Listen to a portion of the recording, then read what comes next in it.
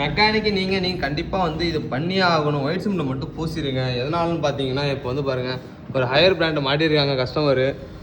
அவங்க வீட்டில் பார்த்தா தெரியுதுங்களா, ஃபுல்லாக ட்ரேவும் அடிச்சிருச்சு. பேக் ட்ரே போயிடுச்சு, சைட் ட்ரே போயிடுச்சு.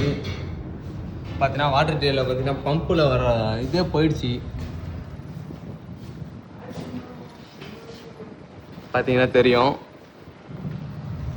இப்போ கஸ்டமர் ஹையர் பிராண்ட் தான் வாங்கியிருக்காங்க. அவங்களுக்கு வந்து நம்ம டைம் பேப்பர் செட்டாக மாற்ற போகிறோம். ட்ரே வந்து எம்சிஎல் போட்டு ஒட்ட போகிறோம்.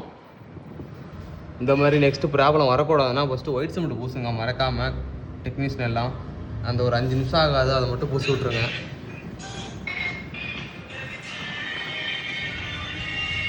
அதே மாதிரி இந்த யூட்ராப் அடிக்காதீங்க. இந்த இடத்துல வந்து இதை வந்து கஸ்டமர்கிட்ட சொல்லி இன்னர் கரண்ட் பண்ணுற மாதிரி பண்ணுங்கள். அவுட்ரு கட் பண்ணாதீங்க.